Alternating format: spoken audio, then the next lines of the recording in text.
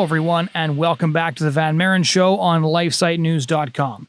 Today, I'm going to be talking to somebody I've wanted to interview for quite a while. Her name is Caroline Farrow, and she is a journalist, writer, and media commentator who hails from Great Britain. Just to give you a bit of her background, in 2010, so 11 years ago, she started to get frustrated by how many of the media headlines and how much of the news coverage was negative towards Christianity, and she began blogging in defense of many Christian principles, including a lot of controversial principles on marriage and abortion and on other issues. Since 2013, she's been quite widely published in the Catholic Universe, Catholic Herald, which Dan Hitchens used to run, the National Catholic Register, Conservative Woman, Crisis Magazine, and also here at LifeSiteNews.com. She's also been featured in the Daily Mail, the Observer, and the New Statesman. She was also included as part of the first cohort of the BBC's 100 Women, and she was regularly featured on BBC News, Sky News, ITV's Good Morning Britain, BBC Sunday Morning Live, The Big Questions, and has also made many appearances on Radio 4's flagship programs, the Today program, Woman's Hour, The Moral Maze, and the Sunday program, as well as featuring in several one-off documentaries.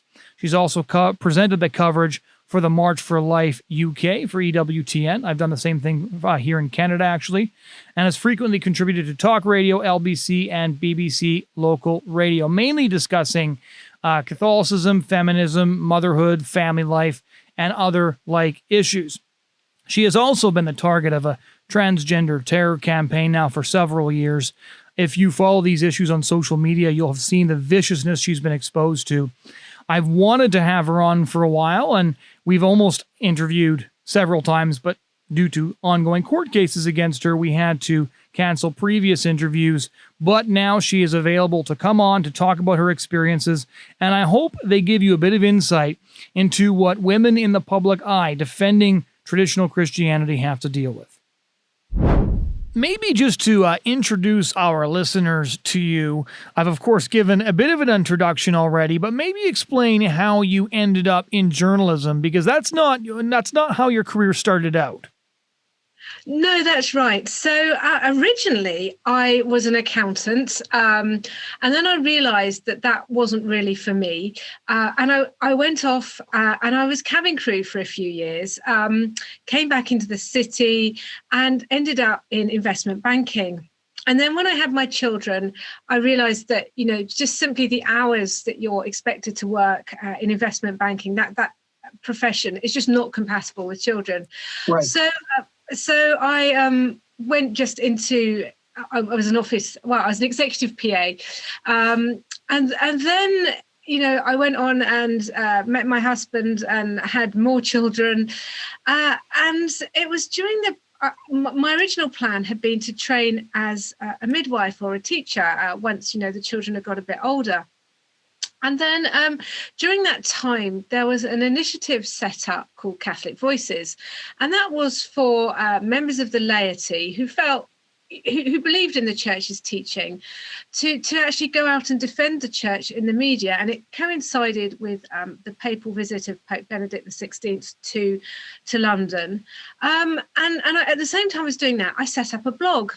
And I didn't expect my blog to become at all popular. I mean, this was back in the days when everybody was blogging, it was sort of before Twitter. And I was just proposing some Catholic Christian ideas.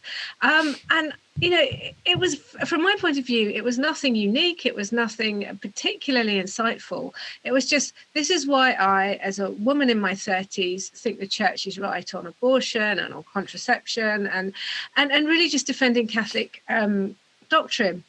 And the blog became incredibly popular, and it was like people couldn't believe that I was there to say these things. I remember one post I did, and it was about the mother and baby homes in Tuam, and it got something like 250,000 hits in one day. And I just sort of became, by default, the go-to person whenever the media wanted somebody to commentate on Catholic issues and to give an opinion on Catholic issues, they'd go to me. And they really liked the novelty factor of the fact that I was a woman, that ticked a box. there was also the fact that my husband is very unusually a Catholic priest. So he was a convert from the Church of England, and he got a dispensation to be ordained as a Catholic priest. So people quite liked, I think, I was just seen as a bit of a novelty. And then around this time, same-sex marriage became law, was legislated for, and I was one of the voices who was defending the church's point of view and explaining why I didn't think same-sex marriage should be legalized. And there was a whole load of pushback from that, and it made me realize that actually I probably couldn't ever get a mainstream job as a result of what I'd said about same-sex marriage, about abortion, about all these issues. I realized that I was probably untouchable in terms of mainstream employment. And I had been doing so much media work anyway that I just thought, you know what, I will just turn this into my career. And at that time, I felt quite protected because, you know, with my husband being a priest, it wasn't as if somebody could sack a Catholic for having Catholic views, you know? Right. Yeah, no, one of the things that always strikes me as crazy about the careers of anybody who's writing about the current madnesses and insanities is how controversial saying old things has become. Like things that, you know, views that would have been boring, not that long ago, even in the 60s and most of the 70s, are now considered wildly controversial. And it's an indication of the extent to which Western cultures have become post-Christian, because you start to realize that a lot of the outrage is coming from people for whom these views are very new. And these people that are responding are far more dogmatic than, say, the atheists and the secularists and the progressives of back in the day. So, Bertrand Russell and George Bernard Shaw and all of these people would engage with the Catholics and the high Anglicans, C.S. Lewis, Chesterton, and all the rest of their day, Malcolm Muggeridge more recently. But now it seems that you present a very boring idea. As you said, you're articulating ideas that are ancient, and the response is just almost unhinged. Yes, and it's, even, I mean, I'm not that old, but growing up in the 80s, if you had said in the 80s, two men can get married, it would have been, people would have said, don't be daft. Even in the 90s, even in the early noughties even, this was not something that could be considered. It would be, don't be ridiculous, that's not possible. And now, of course, we've moved a step forward, and it's, men can be women, a woman can have a penis, and that is just the very fact of claiming that, a woman can have a penis is just outrageous. It is the emperor's new clothes, and we're all supposed to sort of clap along and say, yes, well, that's quite right. Some men can have babies. And it is absolutely insane. And you said this sort of 20 years ago, and you'd have been locked up in an asylum, or people would have laughed at you.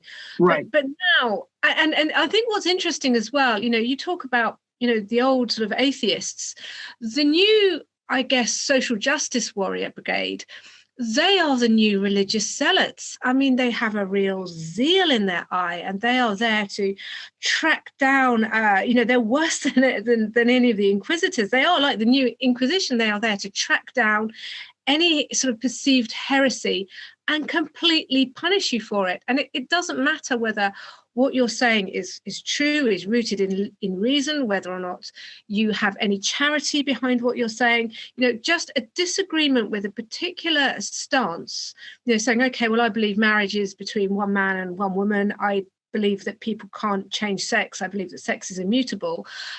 That is then deemed as being full of hatred, and you must be shut down and you must be punished because you are the ones full of hatred. And they can't actually see that it's their own hatred that they're projecting onto you. But they are the new religious zealots, far more than any Christians. Well, not to put too fine of a point on it, but they even have their own version of genital mutilation that cannot be questioned, right? It was not all that long ago that most conservative commentators were producing books on the threat of immigration from Islamic countries where radicalism was prominent, and the idea that, these people wouldn't integrate into society, etc. Now the bizarre shift you see is most of those same commentators are writing books about the woke and the progressive activists, and you see the major pushback to LGBT indoctrination in schools coming from a strange fusion of the last surviving traditionalist Anglicans and imams.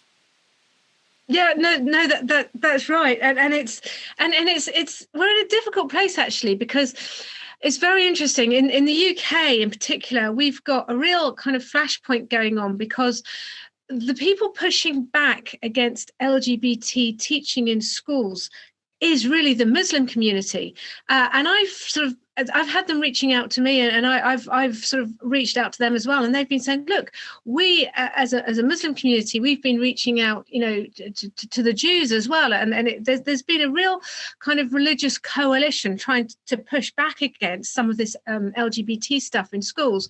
And what seems to have happened in the UK is that some of the most outrageous and egregious material that you would believe has been piloted in areas which have got a heavy Muslim concentration. And it seems to be a deliberate strategy and tactic, so that when, the Muslim community pushes back, it then whips up kind of anti-Muslim, anti-Islamic sentiment. And those objecting can be portrayed as total bigots. And of course, it doesn't help, because, when, the Muslim community kind of push back against something, they're very loud and they're very vocal, then it speaks very much to a visceral fear. And often, the Muslim community, and I don't mean this in any kind of like derogatory way, but they can be quite naive. So they will be asked a very leading question by someone in the media, and they will say, well, I believe that, homosexuality is an abomination, and then that will be beamed across the media. And, it's a very kind of subtle, insidious tactic in order to set one group of people against another, and to ensure that the LGBT stuff gets, pushed into school, no question, and anyone sort of objecting to it is portrayed as a sort of, Neolithic, Neanderthal bigot who has no place in modern society. It is quite frightening. I think one of the best examples of how far we've come and how quickly is as I look at the current American president, who's almost 80 years old. And if you had accused him in the year 2000 of believing that the phrase her penis or his breasts were valid, he would have accused you of being a liar, a fearmonger, a smear job. And yet here he is. Well, yeah, quite. And we had this as well. I had this a lot during the same-sex marriage debate. We were saying, look, if you change the fundamental meaning of what marriage is, you kind of open the door for all sorts of other things. We're going to see people wanting to marry their pets, and we're going to want to see, thruples and, sort of 3 or 4 people, polyamorous relationships, that will be legalized. And everyone said, don't be so obscene, you're being ridiculous, this is outrageous, how dare you? And yet what do we see happening? And I think much of the pushback has come from the fact that you certainly in the Western world, well, I say the pushback, the drive for trans rights, or so-called trans rights, has come from the fact that actually all these LGBT lobby groups have won their battles. Yeah. There is nothing that the gay and lesbian community have asked for and they haven't got. They're looking to justify their existence. They're looking around for some form of oppression. And this is all they can really get, and there's been all these reports on how certainly Stonewall, the UK lobby group, have been casting around looking, they had a survey, and they said we're going to focus far more on trans rights, and that's because they had nothing left really that they had to push for. Yeah, no, and in many ways, some of these civil rights groups are like government bureaucracies, right? They'll never accomplish something and go away. They just produce more work that they then have to do. It becomes an enormous grift at some point. Yeah, no, exactly, because it really suits them to say that there's some oppression. But that said, I see some real light at the end of the tunnel in that, we talk about making unusual allies, and some of the allies in all of this, certainly in the trans madness, have been gay men and lesbian women who can see that they too are being forced and coerced into believing something that isn't true. So they're told, a lesbian woman is told, well, if you don't like a woman with a penis, then you are being transphobic and you're a bigot.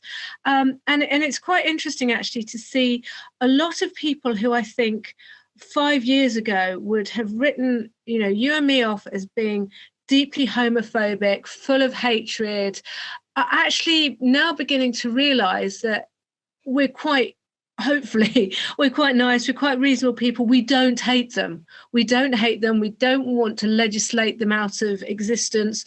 We don't want to criminalize them. We just have our views on what we think marriage is, and we want to be allowed, to have our beliefs and to share our beliefs, with our family and with our faith groups. And, that actually having a belief about something doesn't equate to hatred. So it's been quite hopeful, I think, certainly in the UK, in that I have picked up a whole load of unusual allies who've actually said to me, Caroline, 5 years ago, I thought you were a terrible person, but now I've realised that actually, you're quite reasonable and quite nice. And it's actually been a form of almost evangelization, that people have become interested in what you have to say and realize that you're not this sort of stereotype of what's that Serena Joy from The Handmaid's Tale, that you're not trying to bring about Gilead, that actually you're just trying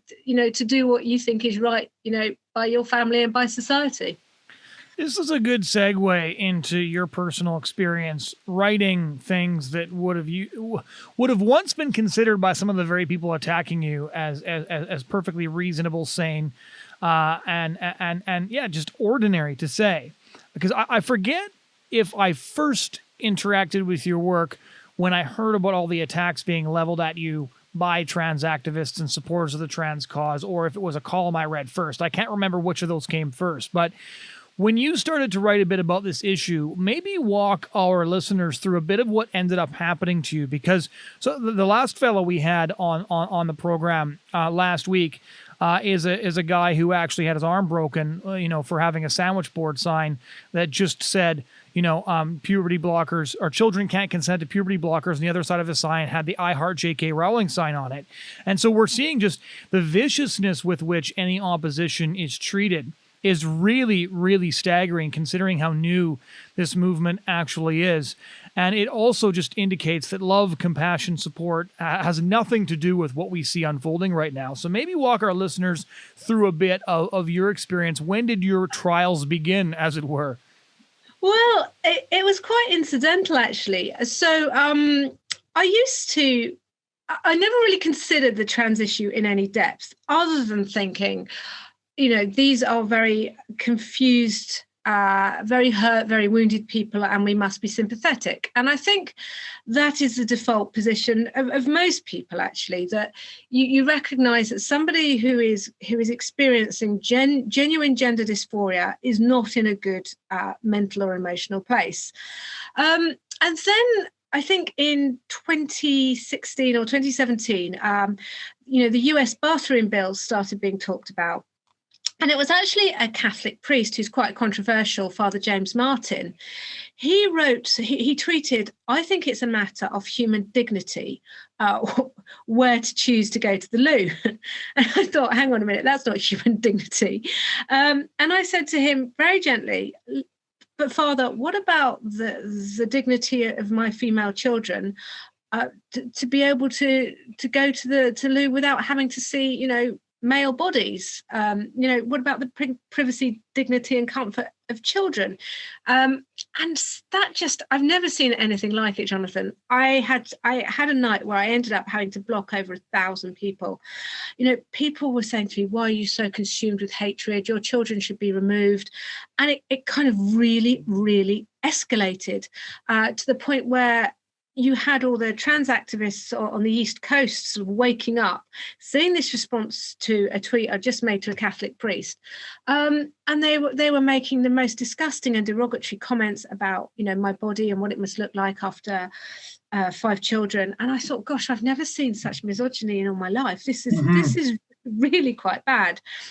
And then I began just talking and writing about the issue a lot more. And I wrote some tweets, and I was invited to discuss it because of my media work. I was invited to discuss a lot of these issues on media programs like Good Morning Britain with Piers Morgan. I appeared on quite a few times as this issue was heating up. And on one of the occasions, I had to debate Susie Green, who is the patron, the chief executive officer of Mermaids, which is the leading transgender charity for children in the UK. And it was to do with the Girl Guides. So the Girl Guides have implemented a policy which basically allows boys in. But worse still, not just allowing boys in. If your daughter is a Girl Guide and she goes off on camp, then she might be staying in a tent with somebody who identifies as a girl but is really a teenage boy, and you as a parent will not be allowed to know, let alone object, because Girl Guides have decided that, you know, the rights of trans children, so-called trans children, matter more than the dignity and privacy of girls. And so as a parent, if my teenage daughter was spending a night overnight in a tent with a boy, I'd want to know about it. But they were saying, no, you as a parent have no right to know. And basically your children, we can take your children and put them in mixed accommodation, and, you know, you don't need to know about it. So I was debating this with Susie Green, and Susie was saying, trans girls, they just want to be with their mates. And I was saying, well, no, hang on a minute. You take a teenage girl and a teenage boy and you put them in overnight accommodation together, and you are asking for trouble. And she was, you know, not having it. She was saying that I was claiming that all boys were rapists. And I was saying, no, it's not like that, but teenagers are teenagers. And then the exchange kind of carried on to Twitter. And I made a series of comments about Susie, which I stand by. So Susie caused great controversy in the UK because she had 4 sons, and the youngest one transitioned to be a girl. And Susie booked an operation for her son to have, you know, sex change surgery on his 16th birthday, which was illegal in the UK, is illegal in most Western countries. So she booked it in Thailand. And Thailand was so outraged by this that they have now, you know, made what she did illegal. And she procured puberty blockers and cross-sex hormones for her son from the age of 12 or 13. And I described what she did as child abuse, mutilation and castration. And I stand by that, because I think when we're talking about transgender children, particularly in the UK, the transgender rights activists try and couch it in very soft language. And I think actually the British public or the wider public should know exactly what Susie Green and Mermaids advocate, and that is giving puberty blockers and giving cross-sex hormones to children at a time when they cannot even consent. You cannot consent as an 11 or 12-year-old to cross-sex hormones. You cannot consent to, you know, lifelong sterility, you know, reduced sex life, you know, apparently sexual sensation is very changed. You just can't consist. You cannot consent to a lifetime of medical intervention, particularly when it's very risky medical intervention. We don't know what the long-term effects of puberty blockers are. We don't know, you know, we also know that there's so many risks for people taking cross-sex hormones. So I just wanted people to know that this woman booked an operation for her 16-year-old child on their birthday to basically have his penis and testicles removed. And I used the word castration because I wanted to wake people up to what was going on. And then 6 months later, I had a phone call from the police, and the police wanted to interview me under caution, and they said it was for misgendering. Susie's daughter. That's what I was told on the phone. And I I was very lucky because I had lots of media and journalist connections. I kicked up a huge stink and said, this is outrageous. And it turned out the world was outraged too. They were like, this is a journalist and she's being investigated by the police for misgendering. And then Susie went on a TV show and said, well, actually, it wasn't just misgendering. She said I castrated my child. I was like, well, yes, you did. and she decided that she was going to drop the charges against me because she knew it was just going to play very, very badly for her. You know, you can't prosecute a journalist who criticizes what you do, particularly had Susie Green not been such a public individual, I probably wouldn't have criticized her in that way. But the fact is, she made her child's, gender transition, whatever your sex change, she made that public property. So there is a documentary of her on YouTube that she made with the BBC, and it's really shocking. There she is laughing about the fact that her 12-year-old's penis is so shrunken as a result of the cross-sex hormones, is in such a state, it's so sort of shriveled and disheveled, that there wasn't enough material for them to be able to do the operation properly, a little bit like Jazz Jennings. And I thought it was just horrible to watch. It was actually this child's mother and grandmother laughing on national television over the state of his genitals. I mean, that really was shocking, and it really infringed his dignity and his privacy. And so if you're going to make yourself and your child sort of figureheads for this movement and say, this is why it is so important, my child would have committed suicide if they hadn't been allowed to do this. Actually, I think you have to shine a spotlight on what happened in this instance. So that's, and I wasn't the only one to do this by any means, but that's what happened. I was shining a spotlight on somebody who made herself and her child a public figure, and she just couldn't cope with that and went to the police. And so after much outrage, the case was dropped. And then I found myself at tsunami of, I've never ever experienced anything like it, Jonathan. So it was almost as if the trans activists thought, oh my goodness, she's got away with it. So I was then subjected to what I can only describe as a terror campaign. So there was, in conjunction with this going on, there was a blog running about me which published 50 posts a day, and it was posting things, it was posting rape threats and death threats. It outed my children's schools. It threatened to disfigure my children's faces with acid. It outed my husband's private mobile number. It outed all my family details. We were getting letters sent to us, abusive letters sent to us from Canada, from Australia, from all over the world, referencing my elderly father, who was 79. I was having cartoons. Somebody had obviously infiltrated my Facebook. I was having cartoons drawn of all my family and comments made about all my family, my young children. I had accounts set up on Pornhub with my face. They're not rude pictures, but just, my face, and saying I'm looking for XYZ. My email was hacked.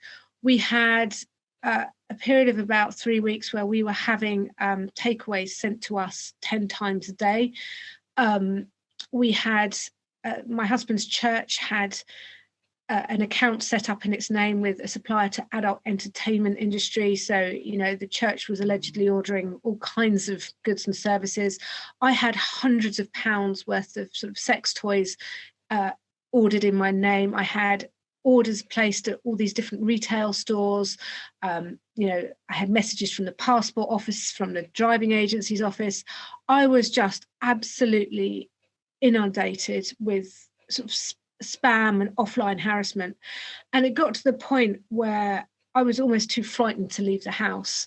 And then I had a number of activists at the same time, sort of non-stop hounding and targeting me and being really abusive. So I flipped. I absolutely flipped. And I think it was kind of a concerted campaign. And I ended up being sued for £100,000 in the High Court by a certain activist. And that all got settled. And then I got sued for a second time for £100,000. So I've had and again, that's been settled. And I can't say too much or anything really about, the activist involved. But yeah, right. It's been 2 to 3 years of police threats. I've been reported to the police for a number of non-existent offences. I've had legal threats. On one occasion, I was going to America for a work trip, and they obviously got wind of it, and I had got my visa approval, my ESTA, to go into the States, and then I was denied boarding and they boasted about it. They actually boasted about the fact that they'd managed to put a spanner in the works. I don't know what happened. I've now got the problem sorted. I'm now able to. I've been to America since, but they basically got wind of the fact I was going on a work trip to America, and boasted about managing to get my visa cancelled. And even now, even though some of it is abating, somebody contacted me just 2 days ago and said, Caroline, a tweet that I sent you over a year ago has now resulted in my suspension from this platform. Even though. So I know night and day I am stalked on social media. It is insane, and I can't really account for it other than their ego must be so fragile that they feel that anyone who it feels like a narcissistic injury. That anyone that sort of pierces their identity must be hunted down and punished. How did your family cope with all this? It's been horrendous, actually. So my husband was a governor at my kids' school, and because of the fact that the school was outed and they were getting threats, and and other parents were getting worried, he decided to stand down because he didn't want to put the school at risk. It has been awful for my family, actually.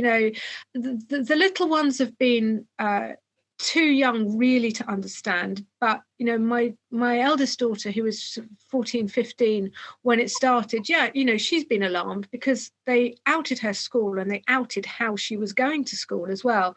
So we had to tell her about precautions that she had to take going to and from school.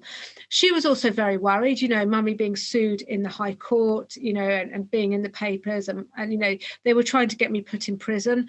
And we were saying, look, it's very unlikely that's going to happen. But obviously, it has been a major worry. And one of the awful things that happened to us as well was what some of these people did was they put in a false report to the National Society for the Prevention of Cruelty to Children. So basically child welfare services. They put a fake report in purporting to be from me, saying, help, my husband is physically and sexually abusing me and my children, and sexually abusing my children in their sleep. And then I got an email from Child Protection saying, we've received this, we're very worried, you say father does this and this, how does this happen? We've had no choice, we've had to alert the police. So the next thing I do is I phone the police and say, oh my goodness, and they said, yeah, no, we're aware of this. And the next thing, there's a knock on the door, and it's a policeman wanting to do a welfare check on the kids to check that the kids are all okay. Now, obviously, there's nothing to hide, and he saw the kids, and they're all absolutely fine. My son was like, "Oh, you're a policeman? What have you got done?" And he realised pretty quickly. And I showed him my email, and I said, "Look at this. This is some of the spam and the abuse I'm getting." And he really, they realised pretty quickly that it was a hoax, but it really left its mark on the kids, who have actually been too frightened, been quite frightened of the police. They've been frightened to open the door. They also now know, because an activist came to my house in person to serve me legal papers in person, claiming that they were being harassed, who is harassed and then comes to your front door. So my kids now know not to open the front door. I've also we've been on tenterhooks because I've been told that I've been reported to the police for all these non-existent crimes so often that you kind of get worried that the police are just going to come around, you come around your house and raid you, even though you've done nothing wrong. You know that if they come and take your IT or whatever, you've got absolutely nothing to hide. It would just be a pain. But, we've all been left with sort of a measure of PTSD and anxiety. And every now and again, it's almost like when they want some attention, the pizza deliveries start up again. And we've had absolutely no help from the police with this whatsoever. So the delivery company that they were using, like a delivery portal, Just Eat, to get all these deliveries, and they said, look, we'll work with the police. This is really wrong. What's happening to you? We have the IP information. We can work with the police. And the police were just like, oh, well, it's not proportionate for us to investigate this. And it's really crazy that on the one hand, I've had threats to disfigure the children. And nothing's been done yet. I call something out for what it is and say, look, I think this woman castrated her son. And they're straight away wanting to come and investigate me for misgendering. So there's a real inconsistency as to how the law has been applied. Well, this is exactly what I wanted to ask you. And you sort of answered my next question, which is just that, especially in the United Kingdom, you've seen this like speech that dissents from transgender orthodoxy be presented as if it is a physical crime. And even the idea of a hate crime, like that that feelings are outlawed to some degree or another. It's all rather bizarre. But what really strikes me and struck me at the time when your targeting started is that this would be a front page story on every newspaper, not just in the UK but in the West, if a transgender person or an LGBT activist got subjected to a fraction of what you've been subjected to. Has there been any sort of interest in your side of the story from any major outlet? Yeah, so there was. So after the Susie Green affair happened, I spoke to the Daily Mail, and my story did get published in the Mail, and they published some of the abuse. Some of the abuse that I'd had on this blog, about how your children are so ugly, and would we disfigure them with acid? And they did publish it and some of what was happening, but no, there hasn't really been, as you say, that much interest and that much traction, and I think it's simply because it's seen as not fitting the narrative. I'm not the right kind of victim, I'm almost seen as sort of having provoked it for having spoken out on these various issues. And yeah, as you say, it has been really, really frustrating. And I think, I guess this is where my Christian faith has come in, because, at the end of the day, I think, God will judge all of this. This is where I've had to completely, you have a choice that you can either get really consumed with hurt, anger and bitterness. And and I did get to a really, bad point. And in the end, it's like, okay, I've got to lay this all at the foot of the cross. I've just got to trust in God and leave it all up to him here, because, and realize, that although I have no desire for vengeance, but, these people will get theirs in the end. But let's pray that they don't. Let's pray that they convert.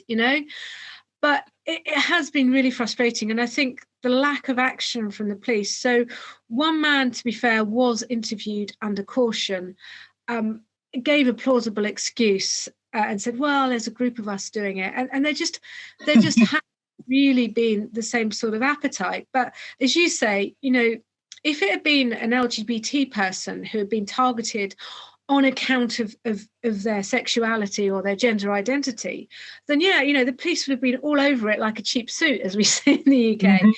And in fact, recently there was a case of a celebrity vicar who's, he's a really nice guy, and he's a gay, he's a homosexual, a celebrity vicar, and his partner died, and apparently a Christian texted him and said something quite uncharitable about how, they'd all be burning in hell, and he expressed how sad he was that someone had done that. And straight away, the police were saying, right, okay, do you want us to investigate this? Yeah, good grief. That the police were straight there. But at one point, I had this police officer say to me, well, Caroline, have you been discussing trans issues? You ought to just stop talking about trans issues. And although I don't like to sort of go down the whole misogyny line too much, it was quite interesting because whenever you report this to the police, you speak to a female police officer and they really get it. They really get how frightening it is to be subjected. And some of the language, I mean, I couldn't tell you some of the language that was used. It was really coarse, really, really graphic. I saw some of it. And a female police officer was, this is dreadful. This is the worst I've ever seen. And then it gets passed over to some young aspiring male police officer who is terribly woke and has done his diversity training. And he's just, oh, well, this is a middle-aged spat. And I'm thinking, no, it's not, because I'm not the one going around threatening people's children, making false accusations of sexual abuse and sort of terrorizing a family. And it got to the point where we were, we had various people go to sort of child protection and say, actually, this is a child protection issue because this family and her children are being terrorized and the police aren't doing anything. And actually, we had child protection contact us and say, how can we help? And I told them what was going on. And they said, well, really, we'll have to close the case because this is for the police to deal with. So, it just got really, really frustrating. And every now and again, the phone will ring. My husband's number is public. So very often, when things are heating up, he'll get lots and lots of dropped calls. And I think, I guess, Jonathan, if I could have my time again, I would say to anybody doing this kind of activism, make sure that you're a private individual, that your address is private, that there is no way that they can get you. And to be honest, this is another argument against married clergy, because it's not been ideal for my husband in any way, shape, or form. To have been targeted like this. It's sort of people have tried to interfere with his ministry and his vocation. Yeah, it's interesting because your comment that there's a double standard for women and men, I think, is true, because I've actually seen females who come out against trans activism get way, way more hatred. Like, if you look at what J.K. Rowling got as well, and she checks all of the boxes except for the most recent one, and she's now, a witch that needs to get burned. It's insane the things that I see them in my Twitter feed every time she says something. Everybody sort of piles on and they say all these wretched things in the name of love or whatever. There's no disagreement allowed whatsoever. I will say, though, that, you're probably kinder than I am, because I've only got 2 kids. But I've gotten plenty of hate mail and, the odd death threat here and there. Like, you can't say anything about any of these issues without that coming your way once in a while. But the idea of somebody threatening one of my kids makes me feel very uncharitable and think very unbiblical things. Yeah, no, it does. And whatever. And it's interesting, actually, going back to J.K. Rowling, the BBC, the British Broadcasting Corporation, on Radio 4, which used to be their flagship radio station, it was more sort of intellectual, esoteric, they had a program the other day saying, is it still all right to read J.K. Rowling? I was like, oh my goodness. Real kind of McCarthyism going on there, real witch hunting. And when you look at what J.K. Rowling said, it was entirely reasonable and rational and sane and very compassionate, actually. But yeah, no, you're right. And there are times, I have felt really aggrieved and uncharitable thoughts. But I think what you have to remember is that the people who say these things are really twisted and tortured and in pain themselves. And by letting them get to you, you let them win. you do let them win. And unfortunately, it has shown my children sort of the world that we are growing up in. My eldest daughter, wants to be a doctor. And we've had to say to her, she obviously shares all our views on all these issues. It's partly, I think, natural law as much as faith. And we've had to say to her, you know what, when you're going through med school, you've just got to keep your head down and be quiet. This is the world we're growing up in. And, there may be a time for you to speak, but if you want to kind of graduate as a doctorate, you've just got to get through med school. Because, there are so many cases now in the UK. There was a midwife who almost wasn't allowed to qualify because she came out with her pro-life views. And we were saying, of course, there is an exemption for you. You do not have to, you do not get involved in abortions. You have your legal right to exempt yourself. You don't have to be coerced into doing that. But generally speaking, this is what you're going to face when you go through med school, when you go through life. These are the sorts of attitudes that you're going to have to face. So it's kind of good training for them. And also, I think in some ways, maybe they can look at me and think, okay, well, what did Mummy get right here, and what did Mummy get wrong? Because I think as well, kids are much more digitally native than we are. Thank goodness Facebook and Twitter and social media wasn't around when I was growing up. Yeah. I think that kids are getting a lot more savvy and wise, and it's quite interesting actually. Young people of my daughter's generation aren't actually interested in social media anymore. It's really good. They see adults my age making idiots of themselves on the internet and think, I don't want to do that. But you're right. Yeah, it is very frightening. And if my husband were just a plumber, for example, they wouldn't have targeted him in quite the same way. Right. But that said, you've probably come across Posey Parker. Mm-hmm. That's right. Yeah. We talked about her on the last show. Yeah. Yeah, she's great. And she has had her husband and her family targeted as well. Not they haven't been able to get to them in quite the same way.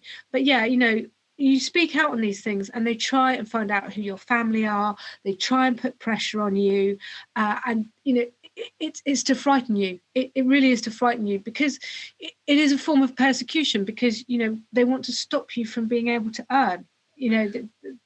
They just are so insecure, they can't cope with any challenge to their identity. Yeah, on that note, what I find interesting from my perch here in North America is that the UK seems to be the only place where there is any pushback to trans ideology at all, and that your press still seems independent enough that you have, the BBC actually doing investigations into the Tavistock Gender Clinic. You still have, the NHS review of puberty blockers getting covered in mainstream media. That story is, I think, well over a week old now, and no Western media has covered it yet outside of the UK. So, well, I should qualify, no non-conservative media has covered it outside of the UK. So do you feel a little bit more optimistic about the way things are headed in the UK? Dan Hitchens had an interesting article in the American Conservative a couple of weeks back called Turning the Trans Tide, where he says that the UK is the one place where there does actually seem to be a pushback. And when the BBC is making the same point you got mobbed for making a couple of years ago, surely that's a positive development in some way? Yeah, and I think it has been. I think Canada and the US and the rest of the world needs to look to the UK and to how it's happened here. But yes, it is really, really encouraging. In some way, it's frustrating when you see someone like J.K. Rowling, getting all this pushback, getting the same pushback as you that you've had for years, and nobody's really taken any notice, and suddenly everybody's rushing to the defense of J.K. Rowling. And I've looked at some of the stuff I've got, and I thought, my goodness, I've actually had a lot worse. I'm not sort of saying, I'm more of a victim or whatever, but it's interesting in a way that J.K. Rowling has got the money and the power and the fame, but that still hasn't insulated her. But, I'm sure it goes a long way to making sure she's got adequate security, for example. but in that respect, it's kind of been frustrating, but it's also been, as you say, immensely encouraging. And I think it's been because we've had as you say, we've had a couple of really courageous journalists. We've had Andrew Gilligan in the UK, who he was writing for the Sunday Times, and he covered this a lot. We've had a lot of female columnists who had already got a bit of backlash for saying perhaps a slightly unwoke, unpolitically correct comment. So Suzanne Moore, she's a left-wing columnist, and she'd spoken about, I think she got cancelled in 2013 for talking about men in fright wigs. And so I think because some of these columnists are feminists and they've had their fingers burnt, they've been able to get quite a lot of traction. And as well, you can see that this is not just it's not viewed through a sort of reactionary lens. People can see that there's real harm to be done to children by what's going on, that this is really, really harmful, that there is a whole generation of children being irreparably harmed, and that there is going to be a big scandal, bigger than thalidomide or any of the sort of big medical scandals over the past sort of 50, 60 years. This is huge. We have been giving children experimental drugs and sort of ransacking their perfectly healthy bodies. And the children who've been most at risk of this are the most vulnerable children, children with autism, or children, with mental health problems. And everyone's sort of been turning a blind eye. So I think some of these columnists and some of these journalists, the fact that they've been left wing has meant that they've been taken more seriously. But this hasn't just been about opinion. This hasn't just been about, well, I think, marriage is one man and one woman. This has been based in evidence, science, and fact. And people have been saying, whoa, hang on a minute. What's going on here? And it has been hugely encouraging, actually, to see the BBC and to see Newsnight pick up on this, and actually sort of doing their duty, doing what journalists are supposed to do, and hopefully, I know the organisation I work for has its HQ in Spain, and I know that Spain is now facing the same sort of gender madness, where you've got the socialist government trying to push through, these bathroom bills and these sport bills and all sorts, and they're really looking to the UK High Court decision. And someone like Keira Bell has just done so much for the cause worldwide to sort of really raise awareness. So yeah, I think it's kind of been a combination of factors, and as well, in the UK we have a common law system, so a lot of people sort of say, a lot of Americans often say to me, why isn't, abortion more of a political issue? Why isn't, the gender stuff more of a political issue? But the way we work, we're based on common law. So if you want to get sort of decisions changed, you have to go through the judicial route. You can't necessarily change it through political lobbying. One final question. Where do you see this all going? There's some positive signs. The Constitutional Court decision that you referred to was a huge step forward. How do you see this playing out over the next 5 or so years? I see it playing out quite positively, actually. I see there being a massive swing back, and we can see that already. So, a lot of people are beginning to join the dots about, we've got these disjointed sections in society. We've got feminists talking about rape culture, and we've got LGBT ideology in schools, and people are beginning to see that it doesn't work. It doesn't work having this highly sexualized, very sexually liberal society, and trying to protect sort of women and children. And people are noticing sort of the crossover between, I have to be careful. I'm not going to go as far as saying, LGBT people are paedophiles, because plainly they're not, and people who are waking up to this as well and who are calling it out within their own community, and that needs to happen. So you've got quite a few gay men and lesbian women calling out sexualization of children, saying this isn't appropriate. We shouldn't be bombarding children with this. You've also got people calling out surrogacy as well and saying, this is completely wrong. Nobody's got the right to a child. You can't exploit women. You can't commoditize children.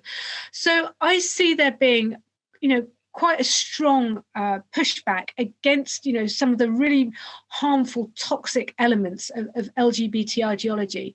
And I think the High Court decision, if it's, because I know activists are trying to appeal it, I think if the High Court decision is held, then that's going to be a huge step forward. And that will give doctors, medics, the NHS, actually the support it needs to say, hang on a minute, the child is presenting as gender dysphoric. We don't have to take them down this pathway.